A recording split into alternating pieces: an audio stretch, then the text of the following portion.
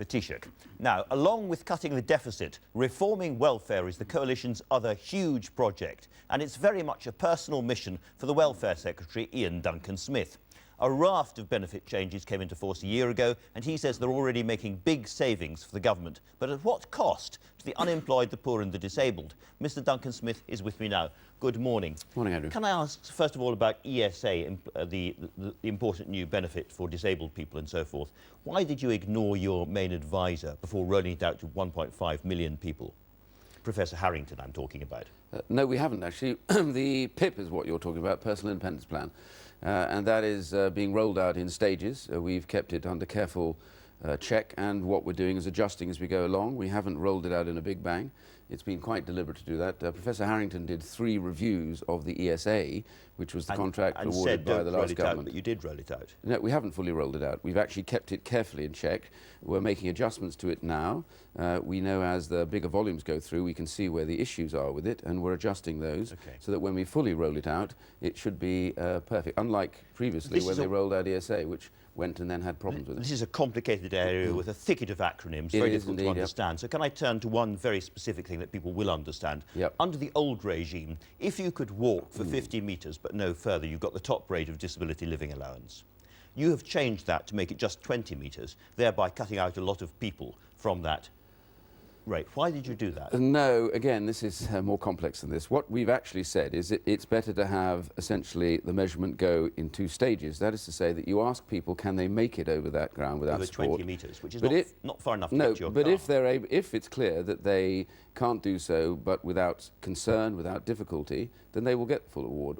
The point is to get a measure that allows us to see, first of all, can they get to that 20? Can they get to the 50? It's actually better for them in the long run, because it allows us to be able to focus in then on those who have serious difficulty at the shorter distances as well, and they will be the ones most seriously affected, so they won't have to prove a longer distance. It'll actually be better for them. So we consulted on this widely. We think it's right, but it does allow flexibility with those people who are doing the checks to ensure that those people who make it over 20 metres, is that process of making it over 20 metres fair and reasonable, or do they really struggle? Well, you consulted and you got back, I think, 11,049 responses. Can you enlighten us on how many of those were in favour of what you were going to do? Well, there weren't a huge amount in favour. 7 is the answer. To be fair, out of 11. But Andrew, to be fair, on almost every change you make in this area, very few people at first will support it. You know, all of our disability changes, we are keeping the level of disability payments at the same level, so they've gone up with inflation. We've protected them. We spend more on disability and sickness benefits than almost any other country in Europe, double that of Germany, by the way. And what we're trying to do with these reforms is to get them to be fair, so that the people who need them get better payments, and those who don't need the higher levels don't take those higher levels. But you have, in this change, just made things an awful lot harder for people who find it hard to walk very far. Well, that's certainly clear, and that was intentional. But throughout, no, what's intentional is we want to get it so it's more accurate. And bear in mind that under the DLA system, 70% of the people that went to DLA and made a claim got awards for life. And what we're introducing here is regular checks, face-to-face, so that if somebody feels in the course of that year things have deteriorated, when they come back in front of the person in the following year, they will immediately pick that up and they'll be raised. Had somebody gone on the previous system, it could have been years and years and years before they'd have had a chance to alter that situation. So this is much fairer for everybody, those face-to-face checks. Isn't it? Taking it from 50 metres to 20 metres is much tougher nonetheless. Well, but it's a criteria by which people who, if they succeed on that, then they will get the full support. My point is, because of the face-to-face checks, it's much more likely now you'll get a more accurate reading on this. And after all, you know, as I said, we spend more money on disability payments than almost any other country in Europe. And I'm proud of that, by the way. But my point is, taxpayers who quite rightly want to protect those who are the most disabled, most difficult, they also need to know that that money goes to those who need it most, so they should get the biggest rewards and support. And those that can help themselves a little bit better, we need to help them. I just come back to the point. If I can totter 15 metres just about to the end of the road to get to my car, I would have got this benefit before. Now I don't get it. No. And I get it. If 20 metres is, for a lot of people, not far enough to get to their cars. It's not a simple statement of distance, which it was before. Now it is about how easy is it for you to make that process. Do you need significant aids? Do you find difficulty in doing it? Because it's be a face-to-face assessment, before it was not. A face-to-face assessment allows those advisors regularly to review your capability.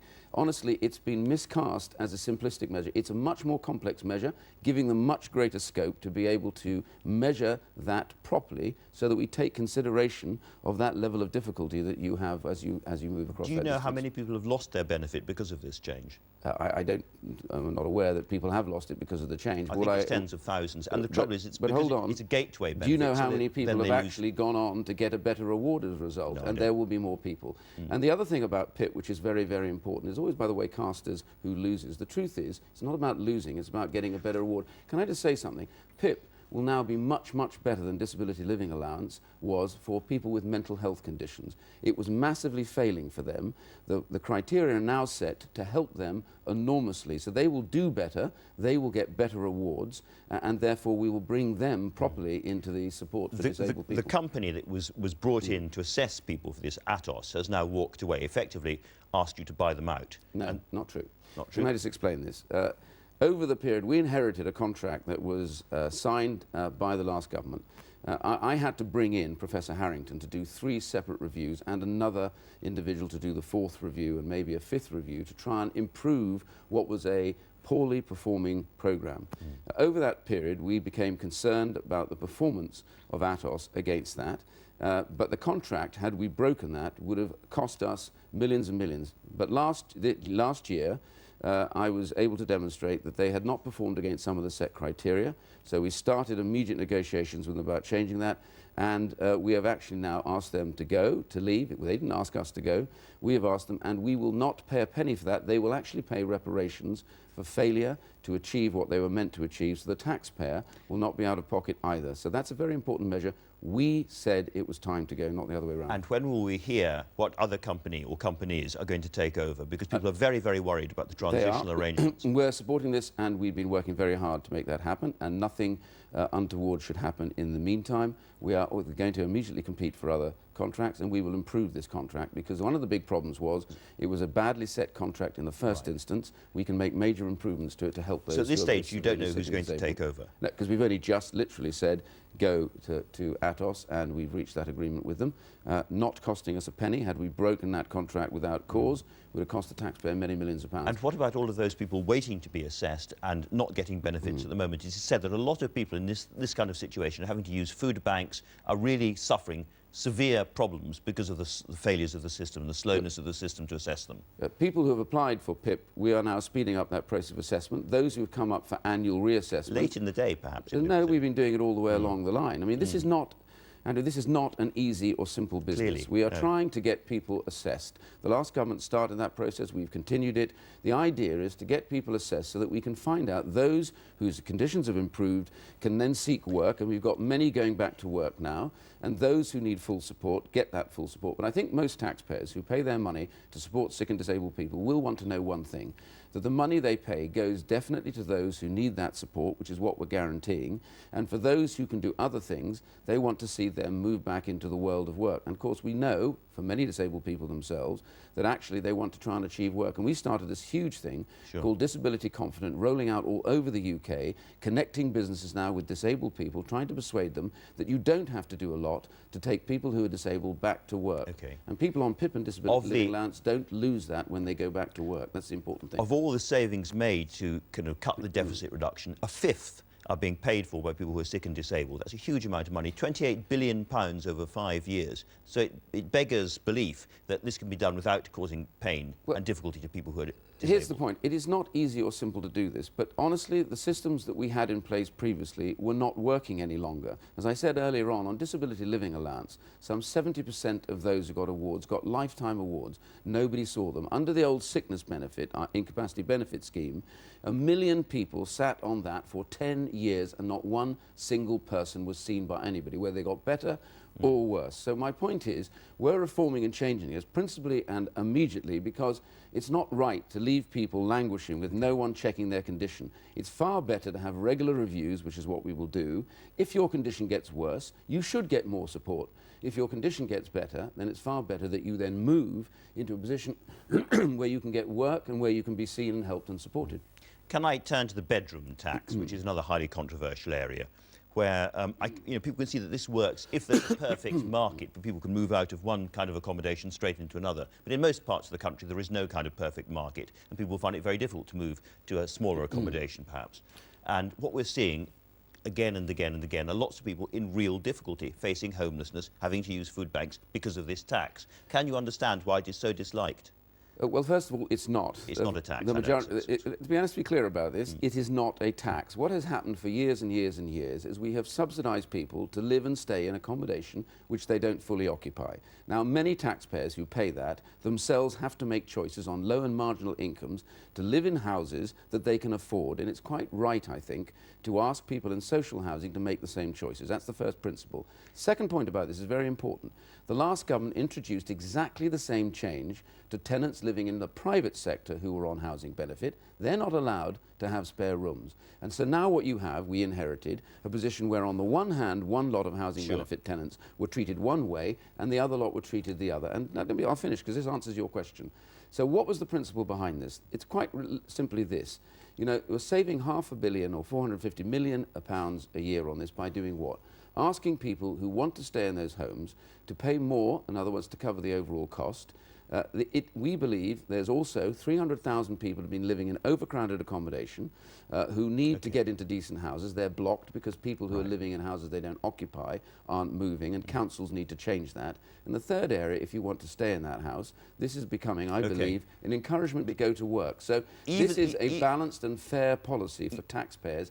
Except that even your Liberal Democrat colleagues are distancing themselves from this now. No, they're not. Tim Farron himself said Tim Farron has voted against this personally all the time. In the Lords, Lords, a day later, the party president. A day after, in the Lords, the Liberal Democrat spokesman got up and said that was a lot of nonsense, and they voted for it. But honestly, this is really, really important.